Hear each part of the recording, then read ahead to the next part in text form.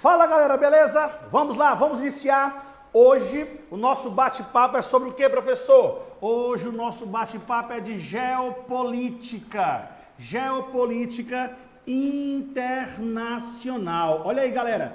Essa temática aqui, ela é sem dúvida alguma a espinha dorsal para o entendimento de qualquer conflito internacional. E como você sabe, estudar atualidades não é simplesmente chegar ali, ei, o que é que tem aí no site, o que é que tem aí no jornal, o que é que a moça está falando na televisão. Não. Para a gente estar estudando, voltado para uma prova, é muito importante, obviamente, a gente saber os dados de determinado assunto, mas tão importante quanto é a gente contextualizar o fato. Por exemplo, para a gente entender, professor, por que em 2021 a gente assistiu àquela grande quantidade de ataques palestinos versus israelenses. Para a gente compreender, a gente vai dar uma volta aqui na geopolítica internacional. Estados Unidos versus China, as maiores potências do planeta, por que eles dois? E o papel da Rússia nesse cenário e a União Europeia, para compreendermos geopolítica internacional. Por que nós estamos vivenciando um processo de orientalização do planeta, ao contrário do que aconteceu nas últimas décadas, para a gente compreender geopolítica internacional. Então já deu para perceber que, para estudar para a atualidade, não é somente o fato em si. Temos que ter dois pilares muito importantes. Qual é o primeiro pilar, professor? Lembra daquelas disciplinas que você não gostava lá na educação básica? Para que serve estudar geografia? Para que serve estudar história? Chegou a hora, chegou agora. São os dois pilares para a compreensão dos principais assuntos da geopolítica internacional. Obviamente que a gente não quer que você saia daqui um historiador ou um geógrafo, claro que não, mas é muito importante. Vai nos ajudar muito se a gente trouxer essa bagagem para a prova, como fato em si, não como opinião. Geralmente as provas, nas questões objetivas, elas não querem saber a nossa opinião, elas querem saber o fato em si. Então a nossa missão aqui é trazer o fato dos principais temas de atualidade no Brasil e no mundo, beleza? E eu escolhi, como eu falei, geopolítica, né? A geopolítica internacional, essa arte de relação entre os países no mundo, professor. É isso mesmo, é muito importante a gente analisar as relações, e não é de hoje. Claro que não, professor. Obviamente, como a gente não é doido para pegar um recorte extenso, o nosso objetivo é fazer com que você entenda. Então, vou fazer um recorte menor. Eu vou trazer para vocês a geopolítica internacional a partir de meados do século XX. Eu poderia muito bem ir para o século XIX, eu poderia ir para o século XVIII, para o século XVII, não sou louco. Eu vou trazer do século XX, a gente já consegue ter uma boa base do que nós temos aí das relações dos países no mundo inteiro. Então, se eu voltar para meados, bota aí, professor, meados do século XX, eu vou para onde? Tá lembrado? Tô, professor, tô lembrado sim. Se eu voltar para a metade do século XX, o senhor vai chegar lá na Segunda Guerra Mundial. Olha aí, eita professor, lá vem a história. Pois é, Segunda Guerra Mundial, que você lembra que foi de 1939 até 1945. 1939 a 1945, nós tivemos essa guerra, que teve como palco quem? Qual foi o palco da Segunda Guerra, professor? A Europa. Olha aí, galera. A Europa é o palco principal, não único. É o palco principal dessa guerra. E eu devo dizer para vocês que a Segunda Guerra Mundial, ela funciona como um divisor de águas da história da geopolítica internacional.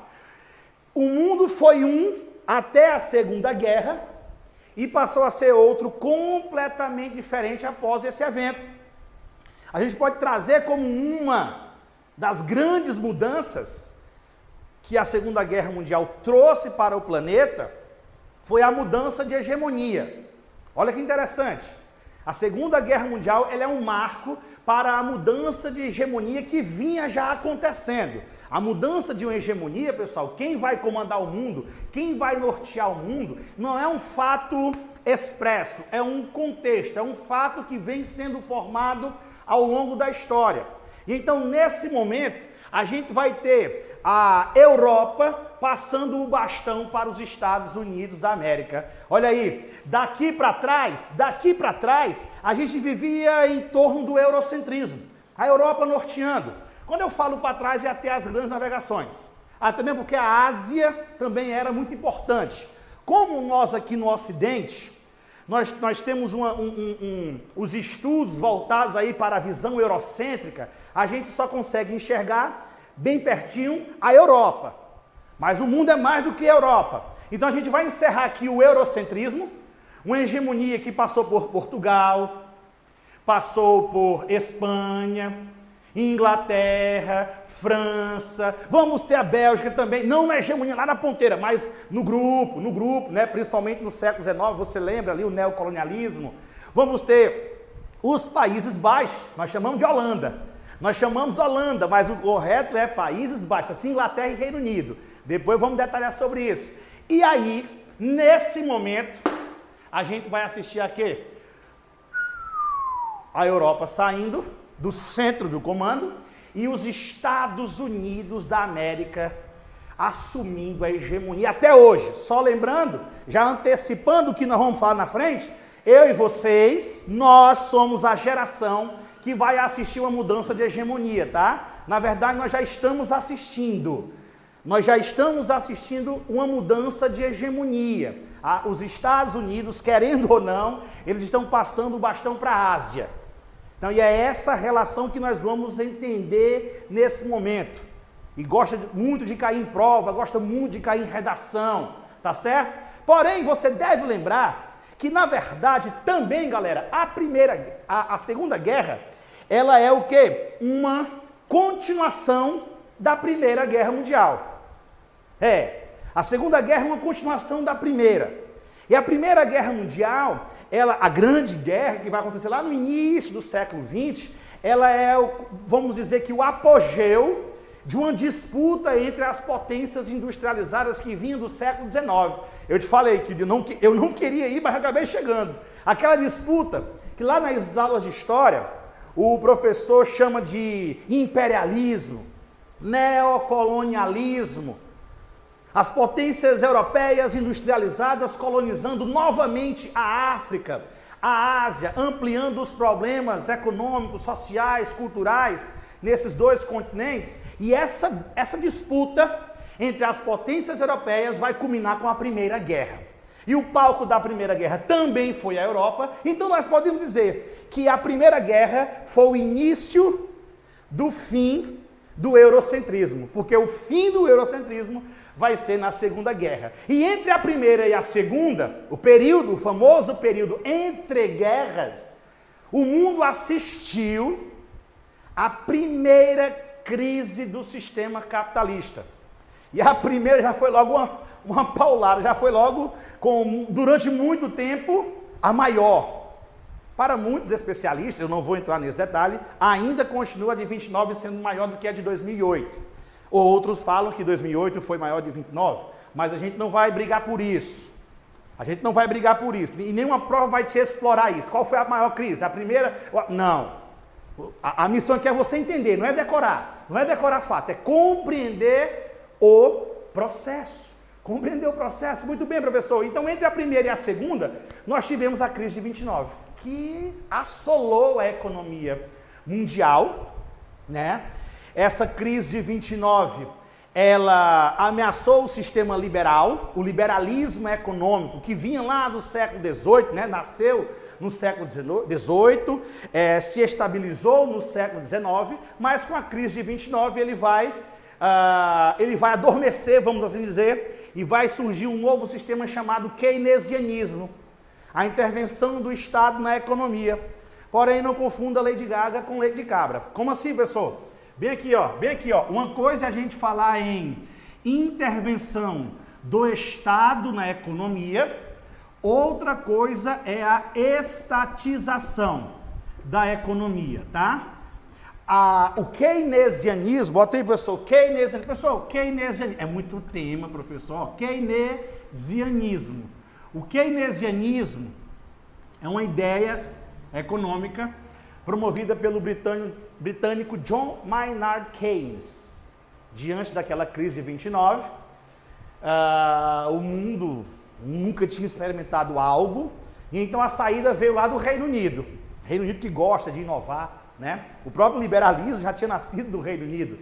E aí, o John Keynes disse, só há uma saída. Qual, professor? A intervenção do Estado na economia. A intervenção do Estado na economia. Repito, que é diferente de estatização. A estatização, pessoal, foi o que houve nos países socialistas. É o contrário da privatização.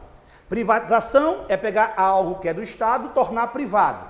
Ou venda ou concessão. A estatização é o oposto. A estatização é o Estado pegar o que é privado e torná-lo seu. Não foi isso que aconteceu no mundo capitalista, no mundo ocidental com o keynesianismo. Não foi isso. Foi o quê? A intervenção do Estado. Por que o senhor está remontando, professor, o cenário dos anos 30? Porque isso foi um fato. Tanto nos Estados Unidos, com o Roosevelt, o presidente Franklin Delano Roosevelt, que é eleito em 1933, no auge da crise, ele disse, olha, se votarem em mim, eu tiro o país da crise, que ele batizou de New Deal. Então, o New Deal foi o quê? A materialização do keynesianismo, e que o Brasil acompanhou. Na verdade, o mundo acompanhou, professor, o mundo capitalista acompanhou. E o Brasil vai junto, né? Se nós relembrarmos os governos de Getúlio Vargas, foram governos onde a presença do Estado foi importante. A presença do Estado foi importante. CSN, Vale do Rio Doce, leis trabalhistas. Mais tarde, com os militares, o Estado continuou firme. Ao contrário de que muitos acreditam, né? Na época em que os militares estiveram no comando do Brasil, nós tivemos uma forte presença do Estado na economia.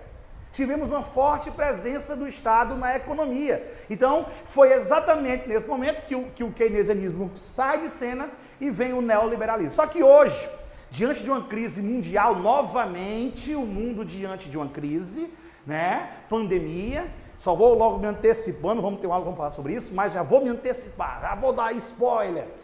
Nós estamos na era das pandemias, o século XXI, acreditem, será o século das pandemias. Lá na frente vamos trazer o porquê desse processo. Então é uma grande preocupação, mais uma preocupação diante de tantas que nós temos de desafio para este século, tá? Então neste momento, o mundo volta a discutir isso aqui. O Estado sai ou permanece? O Estado fica dentro ou fica fora? A gente não está falando em Estado corrupto ou Estado eficiente ou ineficiente. A gente está falando de um modo geral, que é uma tendência mundial. Inclusive, atualmente, países como Estados Unidos, que é o país mais rico do mundo, e a Alemanha, que é o país mais rico da Europa, hoje eles vivenciam uma nova tendência. Abre uma aba aí, pesquisa. Hoje nós estamos vivenciando, galera, há um certo tempo, há uma, 2 décadas no máximo, um processo de reestatização da economia.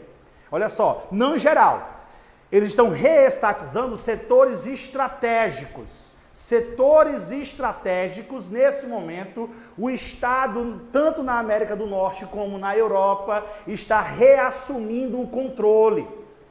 Porque são setores, repito, fundamentais e que não podem haver apenas o lucro como objetivo. Quando falamos, por exemplo, de saúde pública, quando falamos de saneamento básico, a gente não pode visualizar somente lucro. Telecomunicação, energia, são setores estratégicos.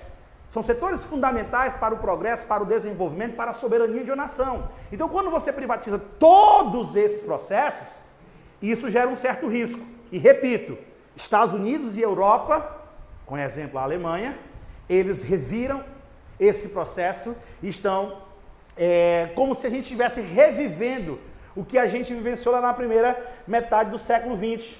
A história é cíclica. Os processos vão se repetindo, professor. Por isso que eu fiz essa análise sobre a primeira metade do século XX. Mas o nosso foco é aqui, ó. Mas para eu entender a segunda, eu fui buscar a primeira, e entre a primeira e a segunda eu só fiz aqui uma pequena lembrança da crise de 1929, tá? Então vamos voltar aqui, professor. Volta aqui para o mundo pós-guerra. Porém, antes de a gente falar do mundo pós-guerra, né? A gente vai trazer aqui, óbvio, eu não vou falar de Segunda Guerra Mundial, batalha por batalha, eu não sou louco. Porém, eu vou trazer algo importante. Eu vou trazer algo que é muito importante. Professor, essa guerra, apesar de ter o nome mundial, na verdade ela foi travada entre dois grupos. Opa, professor, dois grupos? Isso. Um chamado Países do Eixo, tá? E o outro chamado Países Aliados. Países do Eixo, Países Aliados. Beleza? Show de bola. Professor, quem eram os países do Eixo? Eu costumo chamar de Eixo Roberto. Roberto, ainda tem essa. É. Roberto, professor. Quem é Roberto? Roma, Berlim, Tóquio. Roma, Berlim, Tóquio. Itália, Alemanha e Japão. Pronto. Esses são os países do eixo.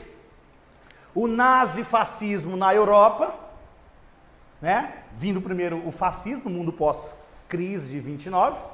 Aí na Alemanha o nazismo é inspirado no fascismo italiano. Há uma união e inicia um processo de expansão territorial. Lá do outro lado do planeta, o Japão. O imperador Hirohito também em um processo expansionista de conquista de território. Então, o que acontecia na Europa com a Alemanha e a Itália, o Japão fazia na Ásia. Quando nós lembramos de Segunda Guerra Mundial, a gente pode fazer uma série de termos aqui. Um deles, Holocausto. O Holocausto que ocorreu na Europa. O Holocausto que ocorreu na Europa. Esse holocausto, ele também aconteceu lá na Ásia. O Japão também fez isso. O Japão invadiu as Coreias. O Japão invadiu ali o Sudeste Asiático. O Japão invadiu a China. Ainda hoje, japoneses e chineses. Há uma disputa geopolítica na região, do mesmo jeito que na Europa. A matança, o extermínio que ocorreu na Europa, também ocorre na Ásia. Agora pelo imperador Hirohito, chagas abertas, professor. Então isso aqui foi muito cruel também. Do outro lado, vamos ter quem? Do outro lado nós temos a participação da União Soviética, tá? Um país estratégico para a geopolítica naquele cenário, um país importante, uma potência militar, e que é um tema muito importante para os concursos e vestibulares na atual conjuntura, tá? Temos também o Reino Unido. Professor, Reino Unido também é atualidade? Claro que é. Reino Unido e Inglaterra são a mesma coisa? Não. Reino Unido e Grã-Bretanha são a mesma coisa? Não. Vai ter uma aula que eu vou falar só sobre isso, não se preocupa, tá? São duas coisas diferentes, tá? Falar de Reino Unido é falar de quê, pessoal, na atual conjuntura? De várias coisas. Como, por exemplo, um dos países importantes nessa questão da vacinação global, laboratórios importantes, universidades de pesquisa no Reino Unido, contribuindo aí para o cenário internacional do mundo da pandemia. Reino Unido é falar também de Brexit. Está lembrado do Brexit? Ai, professor, é mesmo, ó, a saída do Reino Unido da União Europeia. Está aí, é discussão para a gente fazer nos próximos vídeos, tá bom? Não se preocupem. Então, ó, União Soviética, Reino Unido, França, país importante também, né? E quem entra aos 15 do segundo tempo? Quem é que entra aos 15 do segundo tempo para fazer o gol do título? Ora quem foi? Os Estados Unidos da América, né? Os Estados Unidos vão entrar na guerra. Só que só vão entrar na guerra depois. O pau come entre os 6 aí, e aí os americanos assistindo a Europa se destruindo, um processo de autodestruição europeia, e os americanos jogando arma, vendendo arma para eles. Até que em 1941 o Japão ataca os Estados Unidos. O Japão ataca os Estados Unidos, a velha base militar americana no meio do Pacífico, Pearl Harbor, lá no Havaí. E ali os americanos declaram guerra ao eixo, entrando na guerra ao lado dos aliados. Eles não eram amigos. Eles não eram amigos. Eles tinham inimigos em comum. Professor, e isso aqui tem a ver com a atual conjuntura? É claro. Para eu montar a atual conjuntura, eu tenho que vir aqui. Quer ver? Pois vamos lá. Professor, nessa guerra aqui, quem perdeu, quem ganhou? Bom, praticamente todos perderam. Praticamente todos perderam. Como assim? Explique melhor. Oficialmente, os países do eixo saíram derrotados. Isso não quer dizer que os aliados saíram bem. Não. Tecnicamente, teoricamente, os aliados venceram. Mas, fator 1, a União Soviética saiu semidestruída. Semidestruída. O que quer dizer semidestruída? Antes dos soviéticos derrubarem os alemães na União Soviética, os alemães bombardearam muito a Rússia. Várias batalhas homéricas. Batalha de Stalingrado, Batalha de Leningrado, tá? Então, os alemães fizeram uma grande desgraça na União Soviética, antes de congelarem. Aí o contra-ataque soviético foi mortal, tomaram Berlim no dia 9 de maio de 1945, que ainda hoje há um desfile militar na Rússia comemorando todo o 9 de maio. Nós temos aqui o 7 de setembro, por exemplo, o desfile militar da independência. Lá na Rússia nós temos o 9 de maio. Tá? Beleza? Então a União Soviética sai muito avariada. O Reino Unido também. O Reino Unido também sai muito destruído. As batalhas que este país teve com os alemães, hein? Os bombardeios alemães na Inglaterra. Agora eu posso falar Inglaterra, que está dentro do Reino Unido. Ai, professor, eu quero entender isso lá na frente, eu te explico depois. Tá? Os bombardeios alemães na Inglaterra. As batalhas da Força Aérea Real com a Força Aérea nazista. Vixe, professor, bastante destruída. A França, fala, meninos, aqui é a França, ó. Ela é a mais destruída dos aliados, né? Porque a França foi invadida. A França foi invadida pelos alemães. Isso tudo com a Alemanha. Olha aí, ó. A Alemanha vai para cima da União Soviética, a Alemanha vai para cima do Reino Unido, a Alemanha vai para cima da França. Chagas abertas, professor. Que máquina de guerra era aquela, tá? E a França, eles revivendo um episódio lá da Primeira Guerra, bem rapidinho, porque lá na Primeira Guerra, na assinatura do Tratado de Versalhes, o Palácio de Versalhes, lá em Paris, a Alemanha saiu destruída, saiu humilhada, foi obrigada a pagar despesas da guerra. Então, foi uma tragédia para os alemães. E perderam um território para a França. Um território chamado Alsácia-Lorena. Até que, na Segunda Guerra, vão descontar. Vamos embora descontar. Aí, quando a Alemanha descontou, foi tomando toda a França. Tomaram Paris. Caramba, professor. E a França saiu destruída. Muitos bombardeios. A famosa Blitzkrieg, que era um projeto militar alemão muito eficiente para a época, tá? Mas, aqui nos Estados Unidos, vai ser só isso aqui, ó. Só o chaboque do dedo, né? Como assim, professor? Foi apenas, entre aspas, aquela avaria de Pearl Harbor, que foi no meio do Pacífico. Então, os Estados Unidos, a parte continental, estava 100%. As indústrias, as hidrelétricas, as termoelétricas, telecomunicação, rodovia, ferrovia, portos, aeroportos, cidades, tudo funcionando perfeitamente bem, ao contrário da Ásia, da Europa, desculpem. Eita, professor, e aí o que vai acontecer?